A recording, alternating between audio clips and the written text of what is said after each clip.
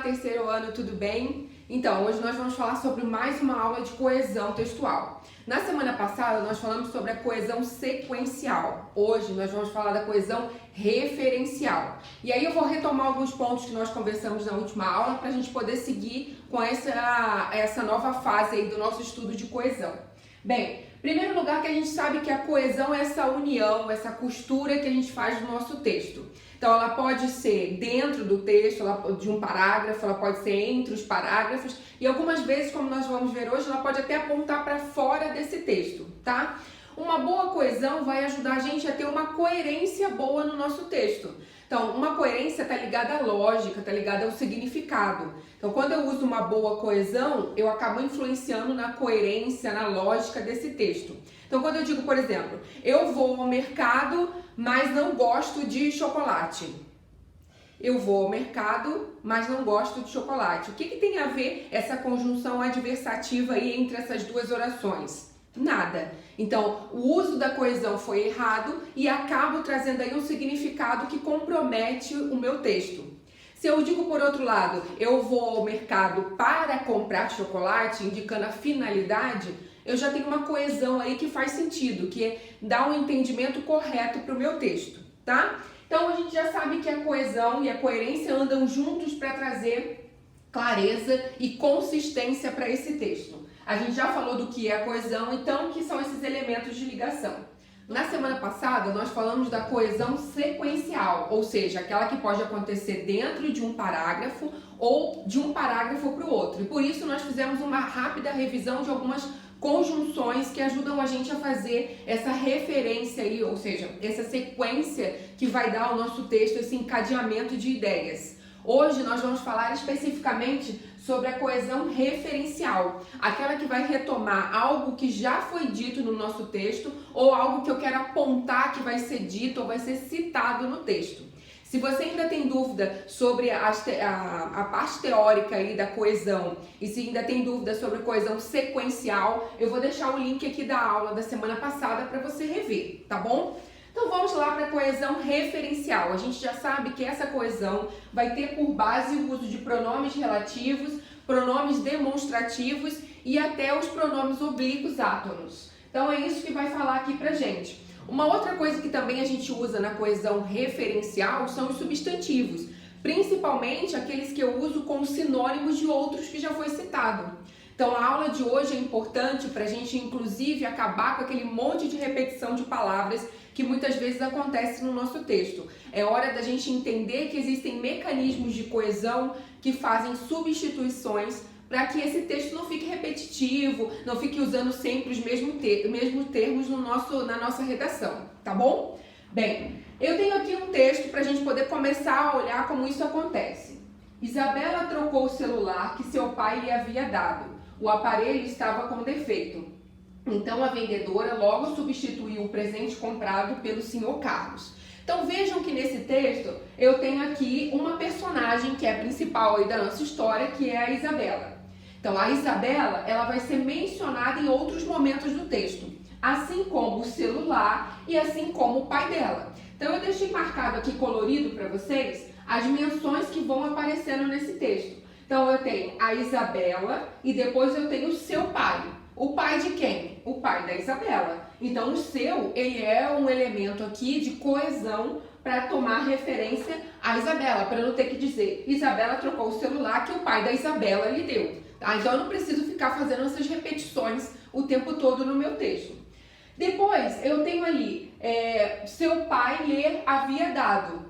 O pai havia dado o celular a quem? A Isabela. Então deu algo a alguém. Por isso a gente está usando o IE aqui, que a gente sabe que ele vai sempre substituir um objeto indireto. Então nesse caso aqui o IE, ele está fazendo referência aí ao objeto, que nesse caso é a Isabela também. Então eu não precisei usar o pai da Isabela e deu o presente deu o celular à Isabela, tá? Então eu já eliminei duas vezes o uso dessa palavra pelo uso do pronome possessivo e pelo uso do pronome oblíquo. Depois eu tenho a palavra pai, quando ela vai ser retomada no meu texto? Quando eu falo lá do Sr. Carlos. Então, a partir desse momento, eu sei que o pai da Isabela se chama Sr. Carlos. Depois eu também tenho a referência à palavra celular. Então vejam que aqui, Isabela trocou o celular, o que é o pronome relativo que está substituindo o celular nessa segunda oração. Depois eu passo para o período seguinte, ao invés de eu usar celular de novo, eu uso aparelho. Então eu uso um sinônimo para poder dar continuidade a esse texto. E depois eu quero fazer menção de novo a esse celular, só que agora eu não vou usar nem aparelho nem celular, eu vou usar presente. Então é assim que a gente vai fazendo a coesão desse texto e vai fazendo com que ele não fique repetitivo. São estratégias que a gente precisa usar muitas vezes na nossa escrita, para que ela tenha a mesma fluidez, aí tenha o mesmo significado que a gente consegue fazer na oralidade com gestos, com a repetição, mas dando uma ênfase diferente que a gente não consegue ter na escrita, tá bom?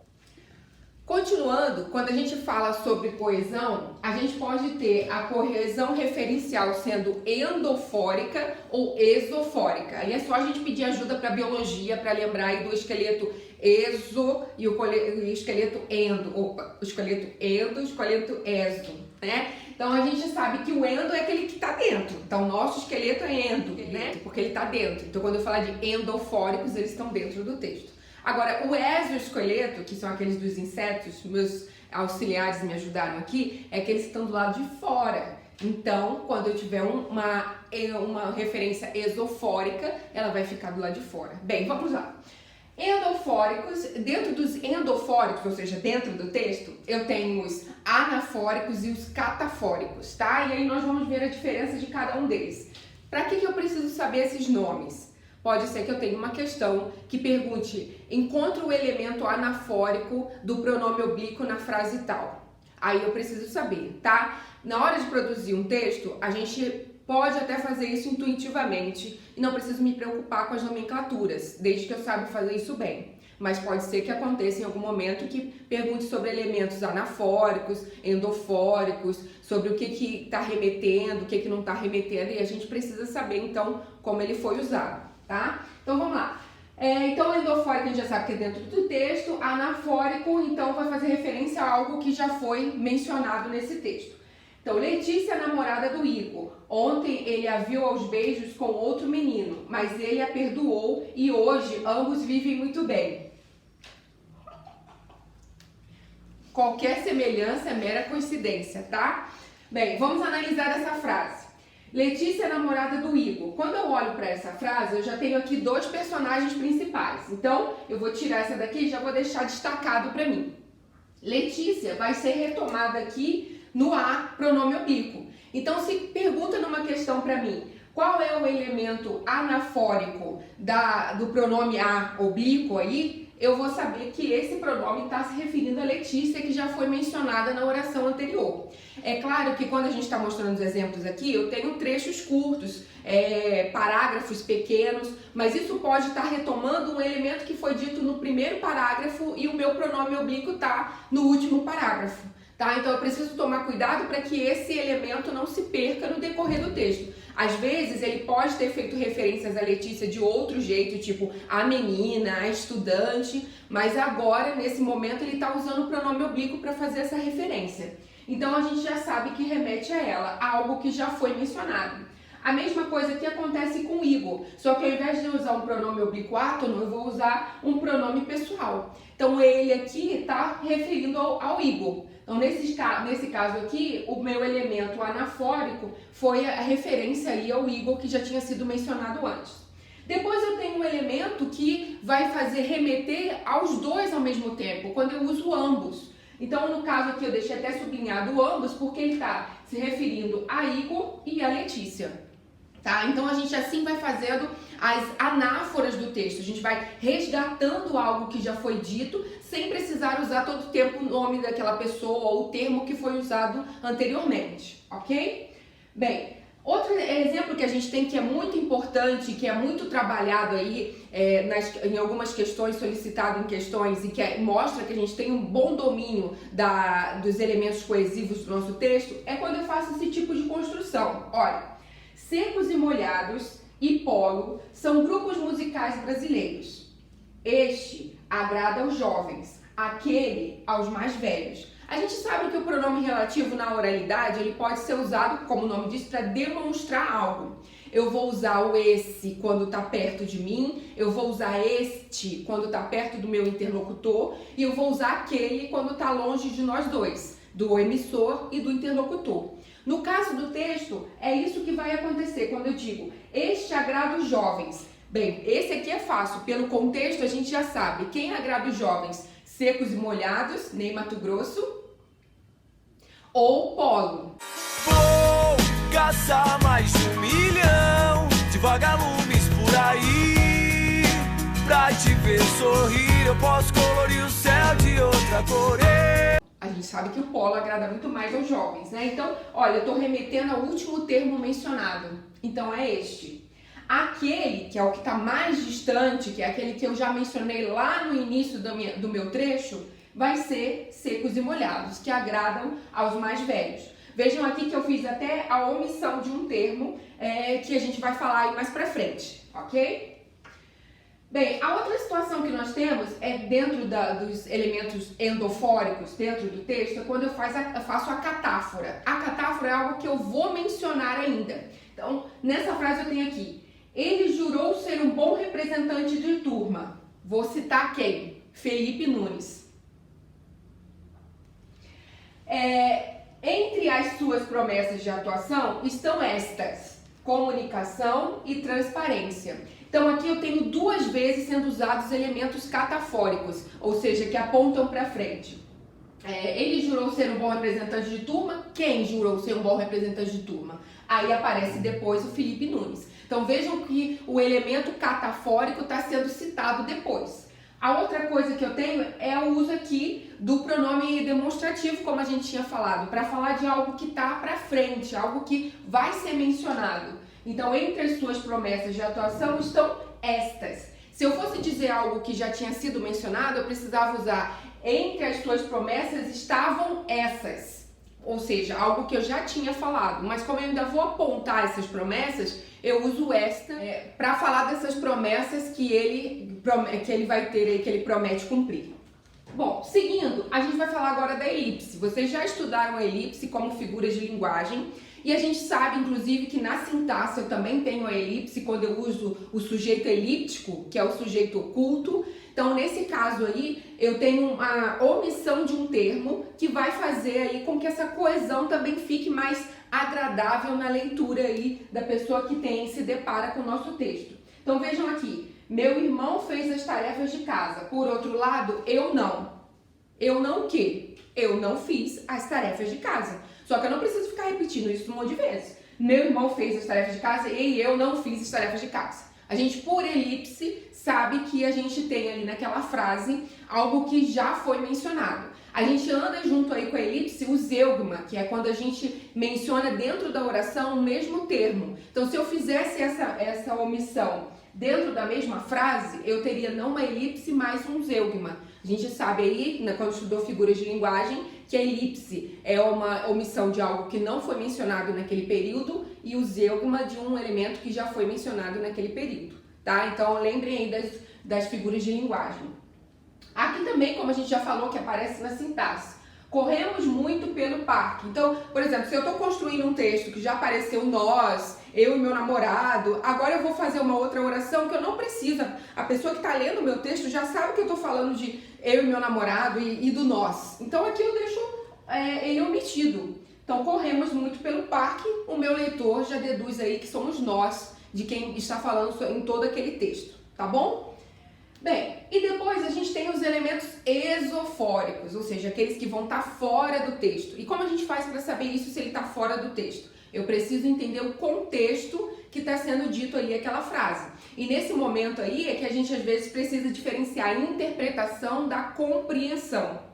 Então, a interpretação é aquela que eu preciso dos meus conhecimentos gerais, da minha bagagem de mundo, das minhas leituras e não leio nada. Aí fica complicado. Então, eu preciso ter aí uma boa bagagem de mundo, às vezes, para fazer uma boa interpretação. A compreensão, não. A compreensão é aquilo que acontece dentro do texto. Então, no caso, por exemplo, dos elementos endofóricos, eu uso mais a compreensão do que a interpretação. com os elementos exofóricos, eu preciso trazer um pouco também daquilo que eu consigo deduzir pelo contexto, que eu consigo interpretar pelo contexto. Então, nesse caso aqui, eu tenho: você será aprovado neste ano. Então, eu estou apontando para algo que está fora do texto, ou esse ano que está acontecendo, esse ano que está em curso. Então, nesse caso, eu vou usar o neste ano. A mesma coisa aqui, ó, este trabalho foi feito por todos os alunos. Então, dentro de um trabalho, toda vez que eu faço a menção a ele, eu vou usar o este. Esse aqui que você está lendo, esse que está fora do contexto a que se refere. Eu também posso ter a conversa com o meu interlocutor, ou seja, alguém que está fora do texto. Eu amo você. Então, eu, autor, estou apontando para algo que está fora do texto também.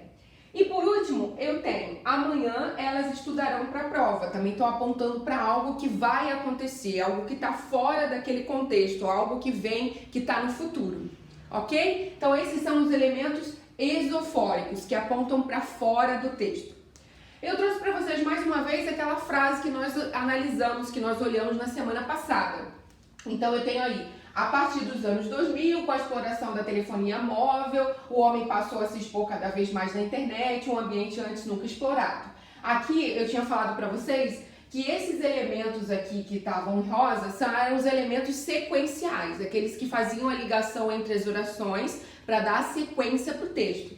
E eu já tinha marcado aqui para vocês em azul os elementos referenciais, aqueles que vão substituir algo que já foi mencionado. Então, por exemplo, quando eu digo aqui um ambiente antes nunca explorado, essa palavra um ambiente, ele está remetendo ao ambiente da internet. Então, ele está fazendo uma relação aí, ele está sendo usado como um elemento anafórico de algo que já foi mencionado.